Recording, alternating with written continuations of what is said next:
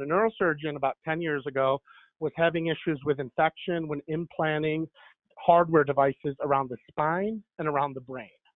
So the usual magic number rate for them is 3%. You got to stay under 3% or else you have sanctions, etc. So he started messing around with his chemistry strat and came up with a solution for wound protection that reduced his infections down to effectively zero. So he came up with a solution that has a completely different process than usual sanitizers, where it has a mechanical kill process but goes into the inner membrane and creates a protective shield over that wound surface. The protective shield in his case lasted about 5,000 times longer than a traditional wound product. This was about 10 years ago. A year or two later, he realized that he wanted the same kind of protection to be applied to his overall, not just the wound, but to his entire opera. So he realized that he could extend that same unique breakthrough he had on the chemistry side to apply to his entire opera. And it became a disinfectant as a second use case. And the disinfectant's main differentiator is this.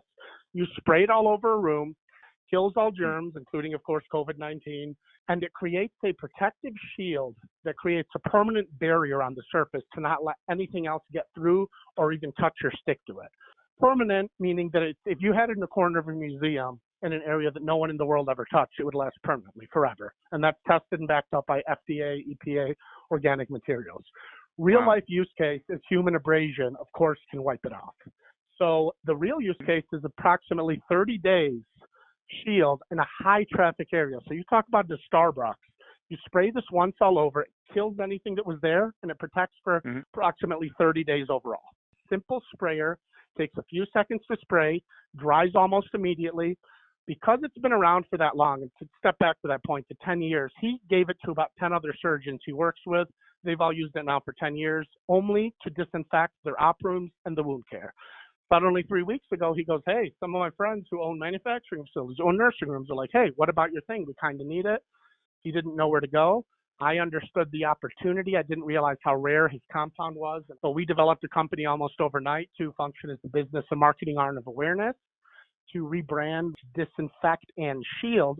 And since then, we've had our door beaten down internationally. We've had PR companies, had mixologists from Johns Hopkins and MIT. We've had all kinds of I'm the biggest doctor in the world type people on the phone saying their mouth is still open. This is unreal. They're working on it right now.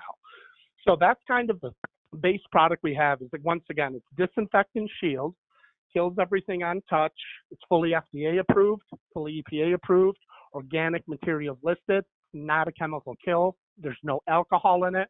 From what I've heard from everyone we spoke to and about 230 other products tested, is this is the clear objective winner when it comes down to disinfectant and corona.